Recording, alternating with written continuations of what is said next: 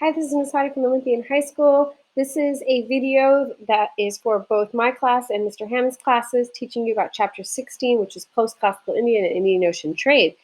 So I hope you watch the introductory videos, and let's talk about why North India was different from Southern India after the fall of the Gupta dynasty. So if you took ancient world history, you remember learning about the last classical dynasty being the Gupta dynasty, and it was much less centralized than previous dynasties. So when it was attacked by people from Central Asia, nomadic people from Central Asia called the White Huns, it splintered along the fault lines that different Gupta governors controlled, and it collapsed, and political authority devolved. So it went backwards in a way to invaders and local allies of the Guptas, regional people, and eventually that's going to allow for fighting between those groups and for Turkish people to come down into the Indian subcontinent.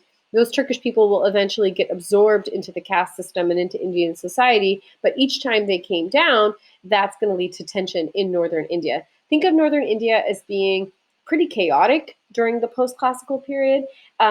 So we talked about the White Huns. I would just want to mention that the White Huns are part of a larger historical context that's going on, which is that people from Central Asia are attacking. And it's not just the White Huns attacking the Gupta dynasty. It's also the Huns attacking into Europe, the Germanic people who then put pressure on the Roman Empire, cause the Roman Empire to collapse in the west and continue in the east of the Byzantine Empire. You also have a group of nomadic people from Central Asia attacking. They're called the Shan Yu. They attack the Han dynasty in China in the classical period. So this is part of something much larger. So if you're doing your skill drill and you're trying to figure out historical context, this would be something good to focus on and try to understand. Okay, so the Gupta state is going to collapse in the mid-6th century, so the mid-500s.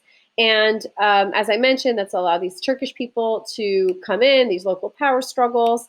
Then what? Well, then we're going to see that after the Gupta dynasty collapses, there's a temporary reinstatement of centralized imperial rule under an ambitious king named King Harsha, who came to power when he was just 16 years old. So if you thought you were doing big things, you have to hand it to this predecessor of yours in history that took 20,000 cavalry and 50,000 infantry and 5,000 war elephants and went around and subdued other states that were controlling India. Now he wasn't able to maintain his empire, but for a while he reinstated temporary centralized imperial rule. He was around and alive at the same time as Emperor Tong Taizong of China, so that we would call that a contemporary, somebody around at the same time, a contemporary. Contemporary has a second meaning, which could be modern, but in this case it obviously doesn't mean modern. It means somebody who's alive at the same time as you.